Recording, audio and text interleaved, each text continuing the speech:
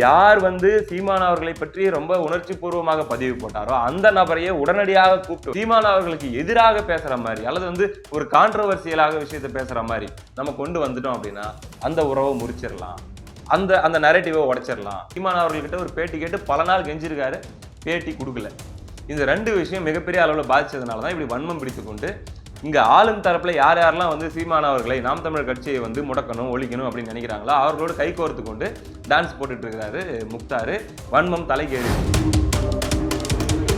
அப்புறம் அந்த பேட்டி வெளியே வந்ததுக்கு அப்புறம் தல ரஹீம் அவர்கள் செம்ம டென்ஷன் ஆயிட்டு கால் பண்ணியிருக்காரு. எடுக்க ஃபோன் பண்ண எடுக்க மாட்டேங்கிறான், பிளாக் பண்ணி எஸ்கேப். அதுக்கப்புறம் ட்விட்டர்ல ஒரு பதிவு போட்டாரு, இதெல்லாம் ஒரு அரகமா, இதெல்லாம் ஒரு மனுஷனா அப்படிங்கிற மாதிரி. அதுக்கப்புறம் ஏதோ கால் பண்ணியிருக்காரு, எக்ஸ்பிளனேஷன் கொடுக்குறேன் அப்படின்ட்டு வண்டியா கேட்டு வச்சாராம். வைடா போன பொறுக்கி நாய அப்படிங்கிற மாதிரி வச்சாரு.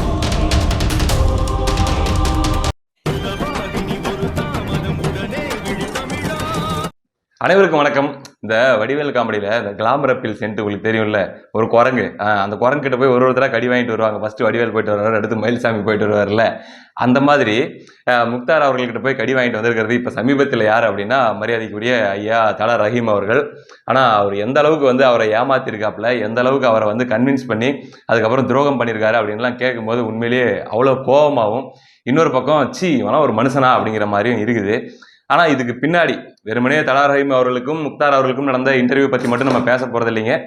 நிறைய விஷயங்கள் இதை சுற்றி நம்ம பேச வேண்டியது இருக்குது. முதல்ல அந்த இன்டர்வியூ மேட்டருக்கு வந்துடலாம். என்ன அப்படின்னாக்க, மிக நீண்ட காலமாக தல ரஹீம் அவர்களை முக்தார் கூப்பிட்டுட்டே இருந்திருக்காரு. நீங்கள் வரணும் பாய், நீங்கள் வரணும் பாய், நீங்கள் வந்து தான் சப்போர்ட் பண்ணணும் பாய் அப்படின்லாம் சொல்லி அவர் போகாமே இருந்திருக்காரு. இப்போ என்ன பிரச்சனை முக்தாருக்கு அப்படின்னா, வியாபாரம் படுத்துருச்சு, கடையில் ஓடுது, யாருமே வரமாட்டேங்கிறாங்க. ஏன்னா உங்க லட்சணம் என்னன்னு எல்லாருக்கும் தெரிஞ்சு போச்சு. ஒரு இன்டர்வியூ வரும், 2 இன்டர்வியூ வரும், அதாவது பார்க்கும்போது அதை கொடுத்துட்டு வெளியே தனியாக ஒரு இன்டர்வியூ கொடுத்து பேசுறாங்கல்ல, அதுல உள்ள என்ன மாதிரிலாம் அவர் சேட்டைகள் காட்டாரு அப்படிங்கிறது எல்லாமே மற்றவங்க எல்லாம் புரிஞ்சுப்பாங்கல்ல, மற்ற அரசியல் ஆளுமைகள், அரசியல் விமர்சகர்கள் அவங்க எல்லாம் புரிஞ்சுப்பாங்கல்ல. அதையொட்டி இந்த ஆளுகிட்ட யாரா போவான்னு சொல்லி எல்லாருமே கட் பண்ணிட்டாங்க. இப்ப யாருமே இல்லாத கடையில நம்ம எப்படா டீ ஆத்துறது அப்படின்னு சொல்லி யோசிச்சு பார்த்துட்டு இவர் ஒரு புது அஸ்திரத்தை எடுக்க ஆரம்பிச்சாரு. அதாவது காந்தராஜ் மாதிரியான ஆட்கள், ஷகிலா மாதிரியான ஆட்களை எடுத்து அங்க நடிகைகளுடைய பின்புலம் எப்படி இருக்கும், அவர்களுடைய அந்தரங்கம் எப்படி இருக்கும் அப்படின்ற மாதிரி முயற்சி பண்ணி அதுலயும் பாத்தீங்கன்னா 5 பிரிவுகள் வழக்கு அப்படி இப்படின்னு சிக்கல் வந்தது. காந்தராஜும் எஸ்கேப் ஆள விடுறாங்க அப்படின்ட்டு அவர் ஒரு பக்கம் ஓடிட்டாரு போல இது. இப்ப அந்த வியாபாரமும் படுத்துருச்சு. என்னடா பண்றது, நம்ம வேற ஒரு பெரிய அளவுல முதலீடு போட்டு அல்லது முதலீடை வாங்கி போட்டு ஒரு கம்பெனி ஆரம்பிச்சு வச்சிருக்கிறேன், இந்த கம்பெனி என்னடா ஓட மாட்டேங்குது அப்படின்னும் போது ஒரு சென்டிமெண்ட் இந்த இடத்துல கிரியேட் ஆகுது. இவர்கிட்ட தொடர்ச்சியாக ரஹீம் அவர்கள்ட்ட கெஞ்ச ரஹீம் அவர்கள் நினைக்கிறாரு, தல ரஹீம் பாய் என்னதான் இருந்தாலும் நம்முடைய இஸ்லாமிய சகோதரர், நம்ம சமூகத்தை சேர்ந்தவர், சரி போய் ஒரு சப்போர்ட் பண்ணுவோம், வளர்த்து விடுவோமே, இவ்வளோ கெஞ்சானே மனுஷன் அப்படின்னு சொல்லி போயிருக்காருங்க. அதுதான் அவர் பண்ண பெரிய தப்பு. இதுல ஒரு பிரச்சனை இருக்குதுங்க. அதாவது நம்ம சமூகத்து ஆளு, நம்ம சொந்தக்கார ஆளு அப்படின்னு சொல்லி சில பேர் யதார்த்தமா போயிருவாங்க. இப்படி சொந்த சமூகத்து ஆளு, சரி நம்மாளு தானே அப்படின்னு சொல்லி யாரை கொஞ்சம் நம்பி போறோமோ அவன் தான் பெரிய வேலை பார்த்து விட்டு போயிருவான் சில நேரங்கள்ல. ஒரு உதாரணம் சொல்லணும் அப்படின்னா, மரியாதைக்குரிய ஐயா வீரப்பன் அவர்கள் அவருடைய இறுதி காலகட்டங்கள்ல இப்படிதான் ஒரு நபர் வீரப்பன் அவர்களை சந்திக்கிறாரு. அவர்களுடைய சொந்தக்காரரு, சொந்த சமூகத்து ஆளு அப்படின்னு சொல்லி பழகுறாரு. வெளியே இருந்து நிறைய தொடர்புகளை ஏற்படுத்தி தராரு. நல்ல ரொம்ப வாழைப்பழம் மாதிரி பேசுறாரு. இப்படியாக இருந்துட்டு இருக்குது. ஆனா அந்த நபர் யார் அப்படின்னா, வீரப்பன் அவர்களை தீவிரமாக தேடுதல் வேட்டையில் ஈடுபட்டு கொண்டிருந்த இந்த சிறப்பு படை இருக்குது இல்லைங்களா, STF, அந்த அதிரடி படையுடைய கையாள் அவரு, அந்த ஆளு. இப்படி வந்துட்டு போயிட்டு இருக்கும்போது பாத்தீங்கன்னா, ஒரு ஸ்டேஜ்ல வீரப்பன் அவர்கள் கூட இருக்கிற சேத்துக்குழி கோவிந்தன் அவர்களுக்கு சந்தேகம் வந்துருது. இவன் இன்ஃபார்மர் தான் அப்படின்னு சொல்லி கண்டுபிடிச்சிடறாரு. கண்டுபிடிச்சிட்டு கரெக்டா அவங்க கிட்ட வந்த நேரத்திலேயே பட்டுன்னு விசாரணை பண்ணி அந்த ஆள் கொஞ்சம் திணறவும் துப்பாக்கி நேரா நீட்ட ஆரம்பிச்சிடுறாரு. யாரு? சேத்துக்குழி கோவிந்தன். அப்படி நீட்ட ஆரம்பிச்ச உடனே இவர் ஒரு பர்ஃபார்மன்ஸ் போடுறாரு. அண்ணா சுற்றுனா, எவன் கையாலேயே சாவறதுக்கு நம்ம சொந்தக்காரன், நம்ம சாதிக்காரன், உன் கையாலேயே நீ செத்துறனா, ஏன்னா சுற்றுனான்னு சொல்லி இந்த நபர் பயங்கரமா பர்ஃபார்மன்ஸ் போட ஆரம்பிக்கிறாரு. இது பார்த்த உடனே வீரப்பன் அவர்களுக்கு இலகிய மனசு அப்படியே தடுமாற ஆரம்பிக்குது. அந்த துப்பாக்கி அவர் இப்படி நகர்த்திட்டே, டே கோவிந்தா விட்றா, நம்ம சொந்தக்காரன்டா, அவன்லாம் துரோகம் பண்ண மாட்டான்டா, அப்படிலாம் இருக்காது விட்றா அப்படின்னு சொல்லி ஒரு வார்த்தை சொல்றாரு. அது சொல்லி அடுத்த சில நாட்கள்ல வீரப்பன் அவர்கள் கொல்லப்படுறாரு. காரணம் இந்த நபர் தான். பத்திரிகையாளர் சிவசுப்பிரமணியம் எழுதிய வீரப்பன் வாழ்ந்ததும் வீழ்ந்ததும் புத்தகம் படிச்சீங்கன்னா உங்களுக்கு இந்த நிகழ்வுகள்லாம் தெரியும். ரொம்ப டீட்டெயிலா அவர் எழுதியிருப்பாருங்க. இப்படியாக இது ஒரு உதாரணத்துக்காக தான் நான் சொன்னேன். சரி, அப்படி போன இடத்துல என்ன நடந்துச்சு அப்படிங்கிறத அவருடைய பேட்டியில அவர் விலாவரியா சொல்லியிருப்பாரு, நீங்க பார்த்திருப்பீங்க. அதாவது கிட்டத்தட்ட 1.25 மணி நேரம் எடுத்து வழக்கம் போல தாங்க 1.25 மணி நேரம் எடுத்து அதுக்கப்புறம் என்ன பண்ணுமோ அதை பண்ணி ஒரு 22 நிமிஷத்துக்கு அதை வந்து எடிட் பண்ணி வெளியிட்டு பதில் சொன்னது எல்லாத்தையும் கட் பண்ணி மற்ற நேரங்களில் சும்மா கொடுத்த ரியாக்ஷன்ஸை வந்து அந்த இடத்துல மேட்ச் பண்ணி போடுறது. இது எல்லாருக்கும் தெரிஞ்ச கதை தான். இது கூட மேட்டர் இல்லைங்க. அதாவது இது வந்து இதுல வராது, வீடியோல வராது. இது வந்து ஆஃப் த கேமரா சும்மா நமக்குள்ள பேசிக்கிறதுன்னு சொல்லி பேசுறது ஒண்ணு இருக்குது இல்ல. இது வந்து நான் இங்க சென்னைக்கு வர வரைக்கும் எனக்கு தெரியாதுங்க. ஊர்ல இருந்த வரைக்கும் நான் மட்டும் தான் ப்ரிப்பேர் பண்ணுவேன், கேமராவ ஆன் பண்ணுவேன், பேசுவேன். இவ்வளவுதான் எனக்கு தெரியும். ஆனா இந்த ஆஃப் த கேமரா ரிலேஷன்ஷிப்ன்றது என்ன? அன்அஃபிஷியலா பேசிக்கிறதுனா என்ன? ஒரு கெஸ்ட்டும், ஒரு சேனல சேர்ந்த மீடியாவை சேர்ந்த அந்த நெறியாளரும் அல்லது மீடியாவுடைய ஓனரும் எப்படி பேசிப்பாங்க? அவங்களுக்குள்ள பல்வேறு அரசியல் வேறுபாடுகள் இருக்கலாம். இவங்க வேற ஆதரவா இருக்கலாம், அவங்க வேற ஆதரவா இருக்கலாம். ஆனா அவங்களுக்குள்ள இருக்கிற அண்டர்ஸ்டாண்டிங் எப்படி இருக்கும்? அதுக்கப்புறமா பேட்டி ஆரம்பிச்சதுக்கு அப்புறம் அது எப்படி வந்து ஒரு ப்ரொஃபஷனலா இருக்கும் அப்படிங்கிறது எல்லாமே நான் இங்க வந்ததுக்கு அப்புறம் தான் கத்துக்கிட்டேன். நெறைய படப்பிடிப்புகள் நடக்கும்போது நான் நண்பர்களோட போயிருக்கேன். நானும் சில பேரோட எடுத்திருக்கேன். அப்படி பார்க்கும்போது பார்த்தீங்கன்னா, எல்லாருமே அங்க ஒரு எதார்த்தமானவர்களா இருப்பாங்க. இந்த அரசியல் கடந்த நட்பு, அரசியல் கடந்து எனக்கு இவர ரொம்ப பிடிக்குங்க அப்படின்லாம் சொல்லுவாங்கல்ல. அப்படின்னா என்ன அப்படிங்கிறது இங்க வந்து இன்னும் கூட நல்லா புரிஞ்சுக்க முடிஞ்சுச்சுங்க. ஏங்க, அவங்க வேற ஒரு கட்சிக்காரங்களா இருப்பாங்க. அவங்க நம்மகிட்ட வந்து உட்கார்ந்துட்டு இருக்காங்கன்னு வச்சுக்கங்களேன், நம்ம மீடியா தான். ஆனா நம்ம நல்லபடியா பழகுறோம். ஒரு நம்பிக்கைக்குரிய மாரி அவங்ககிட்ட பேசணும் அப்படின்னும்போது, அவங்க மனசுல இருக்கிறதெல்லாம் கொட்டுவாங்கங்க. ஏன்னா, அவங்களால அவங்க கட்சிக்காரங்கள நம்பி கூட பேச முடியாது. ஏன்னா, எவன் எங்க போய் போட்டு குடுப்பானோ அப்படின்ற ஒரு அச்சம் இருக்கிறதுனால, இந்த தம்பி, இந்த மீடியால இருக்க தம்பி, நல்ல தம்பியா தான் இருப்பாரு. நம்ம பழகுறத வச்சு அவங்க என்ன நெனைக்கிறாங்க அப்படின்னா, அவங்க மனசுக்குள்ள இருக்கிற ஆதங்கத்தெல்லாம் கொட்டுவாங்க. ஏன் அவங்க தலைவரையே பயங்கரமா கூட திட்டக்கூடியவங்க இருக்காங்க. நான் பல்வேறு கட்சிகள் சேர்ந்தவங்கள பார்த்திருக்கேன். ஆனா வந்து பார்த்தீங்கன்னா, அவங்க தலைவருக்காக உயிர குடுக்க அவங்க தயாரா இருப்பாங்க ரியாலிட்டில. அந்த நேரம் ஆதங்கம். ஏதோ ஒரு விஷயத்துக்காக கோவம். அத வந்து அந்த நேரத்துல வந்து பகிர்வாங்க. ரொம்ப சாதாரணமா நடக்கக்கூடிய விஷயம். எல்லா இடங்கள்லயும் சாதாரணமா நடக்கக்கூடிய விஷயம். அத தாண்டி பார்த்தீங்கன்னு வச்சுக்கோங்களேன், இப்ப கூட்டணி கட்சிகள் இருக்கிறாங்க. ஒரு உதாரணத்துக்கு சொல்லணும் அப்டின்னா, இப்ப திமுக கூட்டணி கட்சியில இருக்கக்கூடிய ஏதோ ஒரு கட்சியை சார்ந்த ஒருத்தர நீங்க பேட்டி எடுக்குறீங்க அப்டின்னா, பேட்டியில உட்கார்ந்து பேசும்போது கேமரா ஆன் பண்ண பிறகு, அவங்களுடைய அந்த கூட்டணி தர்மத்துக்கு உட்பட்டு, அந்த கட்சியுடைய சட்ட திட்டங்களுக்கு உட்பட்டு பேச வேண்டிய நிர்பந்தம் அவங்களுக்கு இருக்குது. பேசி தான் ஆகணும். அதனால அவங்க ஓரளவுக்கு முட்டு குடுத்து அப்டிலாம் பேசுவாங்க.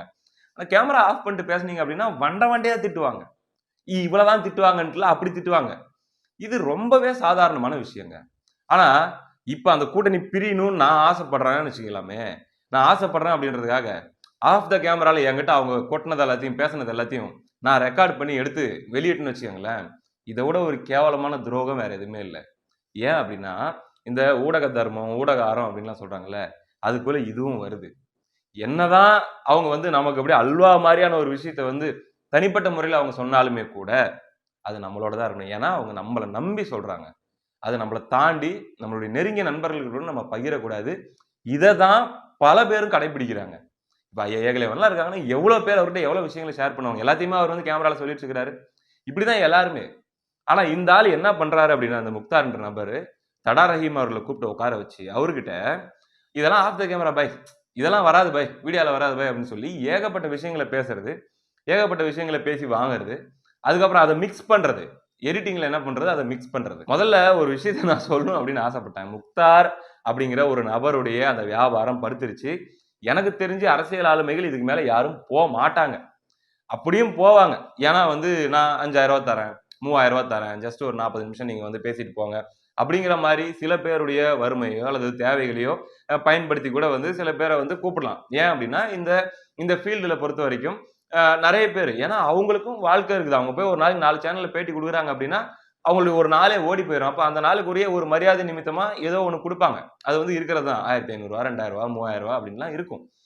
அத வந்து இவரு வந்து ஆசைய காட்டலாம். ஒரு பெரிய தொகைய கூட சொல்லி, நீங்க வாங்க. நீங்க என் சேனலுக்கு வாங்கன்னு கூட கூப்பிடலாம். ஆனாலும் கூப்ட்டு, அதுக்கப்புறம் உங்க கேரக்டரே மத்த எந்த சேனல்லயுமே எடுபடாத மாரி காலி பண்ணணும் அப்படின்ற டார்கெட்டோட தான் அந்த ஆள் கூப்பிடுவாரு அப்படிங்கிறத, இந்த கெஸ்ட்டுங்கலாம் இனிமே ஞாபகத்துல வச்சுக்கணும். இந்த வீடியோ நான் பண்றதுக்கான காரணமே இதுதான். அதாவது எந்த அளவுக்கு ஒரு குரூரமான ஒரு நபர் அப்படின்னா, நீங்க 10 வருஷம் ஃப்ரெண்டா இருக்கலாம். யாரு கூட? முக்தார் கூட. 15 வருஷம் ஃப்ரெண்டா இருக்கலாம். ஆனா அந்த காலத்துல இருந்து எனக்கு தெரியுங்க. நம்ம ஆளுங்க அப்படின்ற அளவுக்கு நீங்க ஃப்ரெண்டா இருக்கலாம். ஆனா அந்த நட்பை அந்த ஒரு 20 நிமிஷம் வீடியோ வீடியோக்காக அந்த வீடியோ கான்ட்ரோவர்சி ஆகணும், ஓடணும் அப்படிங்கிறதுக்காக அந்த நட்பை முறித்துக் கொள்ள துளியும் யோசிக்க மாட்டான் அந்த ஆளு. நல்லா யோசிச்சுக்கோங்க. அப்படி பேசுறாப்லயே ஃபோன்ல. இவ்ளோ ஃப்ரெண்ட்லியா இருக்காரே! அப்படின்ற மாரிலாம் நீங்க நெனச்சுக்கிட்டு போய் உட்கார்ந்தீங்க அப்படின்னா, உங்களுடைய அத்தனை ஆண்டு கால நட்பு நொறுங்கி போறத பத்தி துளியும் கவலைப்படாம, எவ்வளோ கேவலப்படுத்த முடியுமோ அவ்வளோ கேவலம். திறமையால இல்லை, இந்த மாதிரியான எடிட்டிங் வேலைகளால், ஆஃப் த கேமராவில் பேசுறது எல்லாத்தையும் மிக்ஸ் பண்ணி பண்ணுற வேலைகளால் பண்ணி விட்டுருவாரு அப்படின்ட்டு போயிட்டு வந்தவங்க எல்லாருமே சொல்லக்கூடிய கருத்தாக இருக்குது. இதை தாண்டி நீங்கள் போயிட்டு ஏதோ சில வார்த்தைகள் நீங்கள் வந்து பேசிடுவீங்க, அதை ஒரு வேளை நீக்கணும், மியூட் பண்ணணும் அப்படின்னா அதையும் நம்ம ரிக்வஸ்ட்டாக சொல்லுவோம். அதை வந்து உடனடியாக எல்லா சேனலுமே கேட்டுப்பாங்க. ஆனால் அதை தான் அந்த வீடியோவுடைய செல்லிங் பாயிண்ட்னு அந்த பார்ட்டி நினைக்கும். யாரு? முக்தார். இந்த வார்த்தையை தெரியாமல் விட்டான் பாரு, இந்த வார்த்தையை போட்டு இவனை சிக்கல்ல மாட்டி வைக்கணும் அப்படின்னு நினைக்கக்கூடிய ஒரு குரூரமான ஒரு எண்ணம் கொண்ட ஆள் எந்த சேனலுமே இந்த வேலையை பண்ண மாட்டாங்க. சரி, இந்த தன்னுடைய நட்பையும் இந்த கெஸ்டுடைய நட்பையும் மட்டும் முறிச்சுக்கிறத பற்றி கவலைப்பட மாட்டாப்லையா அப்படின்னா அது மட்டும் இல்லைங்க. இந்த நட்பு முறிஞ்சாலும் பரவாயில்ல, இதை தாண்டி இப்போ நீங்கள் ஒரு கெஸ்டாக, ஒரு அரசியல் விமர்சகராக, அல்லது வந்து ஏதோ ஒரு கட்சியுடைய ஒரு பொறுப்பாளராக அங்கே போய் உட்காடுறீங்க அப்படி இல்லையா, உங்களுக்கு நட்பு இருக்கும். உங்களுக்கு ஒரு ஒரு அரசியல் பிரமுகர் ஒரு நல்ல நட்புல இருப்பாரு, ஒரு அரசியல் தலைவர் நல்ல நட்பு இருப்பாரு, அரசியல் முரண்பாடுகள் கடந்து உங்களுக்குள்ள ஒரு நல்ல உறவு இருக்கும். ஒரு உதாரணத்துக்கு இப்ப தட ரஹீம் பாய் இருக்காருன்னா அவரோட அண்ணன் சீமான் அவர்கள் நல்ல நட்புல இருப்பாரு, அல்லது வந்து சவுக்கு சங்கர் அவர்கள் நட்புல இருப்பாரு, இன்னும் சில பேர் நட்புல இருப்பாங்க இல்லையா. அந்த நட்பை முறிக்க வேண்டும் அப்படின்ற வேலையும் அந்த ஆள் பாப்பாப்ல, திட்டமிட்டு பாப்பாப்ல. தன்னுக்கும் இந்த நபருக்கும் இருக்கிற நட்பு நாசமா போட்டோம் அப்படிங்கிறத பத்தியும் கவலைப்பட மாட்டான். அதோட சேர்ந்து நீங்க வந்து உங்ககிட்ட கண்டதையும் போட்டு புடுங்கி மற்றதெல்லாம் மிக்ஸ் பண்ணி கலந்து கடைசியில நீங்க யார் கூட நல்ல உறவுல நல்ல நட்புல இருந்தீங்களோ அந்த பேட்டி முடிஞ்சதுக்கு அப்புறம், அந்த பேட்டி வெளியே வந்ததுக்கு அப்புறம் போயிட்டு அவங்களுக்கு ஃபோன் பண்ணி, அண்ணா இப்படி ஆயிடுச்சுண்ணே, நான் போயிருந்தேன், இப்படிலாம் கேட்டான், நான் எதிர்பார்க்கவே இல்லை, இது நான் ஒன்று சொன்னேன் ஒன்று மிக்ஸ் பண்ணி நீங்க விளக்கம் கொடுக்குற இடத்துக்கு உங்களை தள்ளிடுவாப்புல. உங்களுடைய இந்த ஆளோட நட்பு முறிஞ்சு போயிடும், உங்களுடைய ஏற்கனவே நீங்க யாரோட நல்ல நட்புல இருக்கிறீங்களோ அதுவும் முறிஞ்சு நாசமா போறதுக்கான வேலையை பார்ப்பாப்புல. நீங்க எக்ஸ்பிளனேஷன் கொடுக்க வேண்டிய இடத்துக்கு உங்களை தள்ளுவாரு, நீங்க வெளியே வந்து பேட்டி கொடுக்க வேண்டிய இடத்துக்கு தள்ளுவாரு. அப்படிப்பட்ட ஒரு கேவலமான மனிதர். இப்ப தடா ரஹீம் அவர்களுடைய விஷயத்திலையும் முக்தார் போட்ட திட்டம் இதுதான். என்ன அப்படின்னா, தடா ரஹீம் அவர்கள் அண்ணன் சீமான் அவர்களுக்கு ரொம்ப ரொம்ப எமோஷன் ஆகி நெகிழ்ந்து ஒரு பதிவு ஒன்று போட்டிருந்தாரு. அதாவது பாஷா அவர்கள் மறைந்தார் இல்லையா, அந்த விஷயத்துல அண்ணன் சீமான் அவர்களுடைய அறிக்கையாகட்டும், அவர்கள் கொடுத்த அந்த நேரத்தில் கொடுத்த ஆறுதல் ஆகட்டும், அவர்களுக்கு மிகப்பெரிய அளவுல அது அவங்கள டச் பண்ணிருச்சு. ஏன் அப்படின்னா, அவங்களுடைய சொந்த சமூகத்தை சேர்ந்தவங்களே பல பேரும் ஒதுங்கி எல்லாம் அவங்கள ஒரு மாதிரி புறக்கணிச்ச மாதிரி இருந்த அந்த சூழல்ல ஒரு இவ்வளவு பெரிய அரசியல் கட்சியுடைய தலைவரா இருக்கக்கூடியவர் அவரு வந்து நின்றுக்காரு. எத்தனையோ கடுமையான விமர்சனங்கள், அவர் மீது எவ்வளவு தாக்குதல்கள் நடந்தாலும் கூட அவர் வந்து அஞ்சலி செலுத்தினாரு, அந்த இறப்புல கலந்துக்கிட்டாரு அப்படிங்கிற அந்த ஒரு நன்றி உணர்ச்சியோட அவர் வந்து ஒரு பதிவு அண்ணான்னு சொல்லி அவர் ஒரு பதிவு போட்டிருந்தாரு. இது வந்து ஆளும் தரப்பை மிகப்பெரிய அளவுல உறுத்தி இருக்குது. என்னன்னா, என்ன மறுபடியும் வந்து இவர்கள் எல்லாம் ஒரு மாதிரி இணக்கமா போறாங்க. இப்பதான் நம்ம சங்கி சீமான் அப்படி இப்படின்லாம் ஒரு இதுக்கு ஒரு நேரேட்டிவ் கொண்டு வந்தோம். மறுபடியும் என்ன இப்படி இருக்குது? அப்போ யார் வந்து சீமான் அவர்களை பற்றி ரொம்ப உணர்ச்சி பூர்வமாக பதிவு போட்டாரோ அந்த நபரையே உடனடியாக கூப்பிட்டு வச்சு சீமான் அவர்களுக்கு எதிராக பேசுற மாதிரி, அல்லது வந்து ஒரு கான்ட்ரோவர்சியலாக விஷயத்த பேசுற மாதிரி நம்ம கொண்டு வந்துட்டோம் அப்படின்னா அந்த உறவை முறிச்சிடலாம், அந்த அந்த நரேட்டிவை உடைச்சிடலாம் அப்படிங்கிற ஒரு திட்டம் போட்டுதான் இப்படி கெஞ்சி கூத்தாடி சென்னைக்கே வந்து, இந்த ஆளுடைய அலுவலகம் இருக்கிறது ராணிப்பேட்டையில, ஆனா சென்னைக்கே வந்து பாய் நான் சென்னைக்கு வந்திருக்கேன், நீங்க வரணும் பாய் அப்படின்னு கூப்பிட்டு இப்படி ஒரு வேலையை பார்த்தது இதுக்காக தான். அதாவது எந்த அளவுக்கு தடா ரஹீம் பாய் அவர்கள் வருந்துறாரு அப்படின்னா, ஒரு காலத்தில் நான் வந்து அண்ணன் சீமான் அவர்களை முக்தாருக்காக கண்டித்தேன் அப்படின்னு சொல்றாரு. எதுக்கு? அண்ணன் சீமான் அவர்கள் ஒரு ட்ரீட்மெண்ட் ஒன்று பண்ணி விட்டாரு முக்தாருக்கு, ஞாபகம் இருக்குதா? அதாவது அவரை பற்றி அவருடைய குடும்பத்தை பற்றி அவதூறாக ஆபாசமாக இணைத்து வச்சு ரொம்ப கேவலமா பேசிட்டே இருந்த காலத்துல ஒரு பிரஸ் மீட்ல பேசணும்னு சொல்லியிருந்தாரு. மிக கடுமையான ஒரு எதிர்வினை தான் அது. உண்மையிலே தனிப்பட்ட முறையில முக்தார மிகப்பெரிய அளவுல பாதிச்சிருக்குது. அது போக வந்து சீமான் அவர்கள்கிட்ட ஒரு பேட்டி கேட்டு பல நாள் கெஞ்சிருக்காரு, பேட்டி கொடுக்கல. இந்த ரெண்டு விஷயம் மிகப்பெரிய அளவுல பாதிச்சதுனாலதான் இப்படி வன்மம் பிடித்துக் கொண்டு இங்க ஆளும் தரப்புல யார் யாரெல்லாம் வந்து சீமான் அவர்களை நாம் தமிழர் கட்சியை வந்து முடக்கணும் ஒழிக்கணும் அப்படின்னு நினைக்கிறாங்களோ அவர்களோடு கை கோர்த்து கொண்டு டான்ஸ் போட்டுட்டு இருக்கிறாரு முக்தாரு. வன்மம் தலைக்கேறிடுச்சு. இப்ப இந்த விஷயத்துக்காக நான் வந்து அண்ணன் சீமான் அவர்களை கண்டித்தேன், ஆனா வந்து இந்த நபர் இப்ப இவ்வளவு கேவலமா இருக்கான் அப்படின்றது என்னால நம்பவே முடியல. இத்தனை ஆண்டு கால பழக்கத்தை ஒரு நொடியில தூக்கி போட்டு போறானே அப்படிங்கிற மாதிரி அவர் சொல்றாரு. அப்புறம் அந்த பேட்டி வெளியே வந்ததுக்கு அப்புறம் தடா ரஹீம் அவர்கள் செம்ம டென்ஷன் ஆயிட்டு செம்ம டென்ஷன் ஆயிட்டு கால் பண்ணிருக்காரு, எடுக்க போன் பண்ண எடுக்க மாட்டேங்கிறாப்ல, பிளாக் பண்ணி எஸ்கேப். அதுக்கப்புறம் ட்விட்டர்ல ஒரு பதிவு போட்டாரு, இதெல்லாம் ஒரு அரமா, இதெல்லாம் ஒரு மனுஷனா அப்படிங்கிற மாதிரி. அதுக்கப்புறம் ஏதோ கால் பண்ணிருக்காரு, எக்ஸ்பிளனேஷன் கொடுக்குறேன் அப்படின்ட்டு வண்டியா கேட்டு வச்சாராம். வைடா போன பொறுக்கி நாய அப்படிங்கிற மாதிரி வச்சாராம். நான் எதுக்காக இந்த விஷயத்த சொல்லிட்டு இருக்கிறேன் அப்படின்னா, ஏற்கனவே 90 விழுக்காடு எல்லாரும் தெளிஞ்சிட்டாங்க. அந்த நபரை வந்து கம்ப்ளீட்டா கட் பண்ண ஆரம்பிச்சிட்டாங்க. யாரை கூப்பிடுறது என்ன பண்றது, 10 நாளைக்கு ஒரு நேர்காணல் கூட எடுக்க முடியலையே அப்படிங்கிற இடத்துல ஒரு தவிப்புல தனிமைப்படுத்தப்பட்ட நிலையில அந்த ஆள் இருக்கான். இன்னும் சில பேர் வந்து அடுத்து வர காலங்கள்ல ஏமாறுறதுக்கு வாய்ப்பு இருக்குது.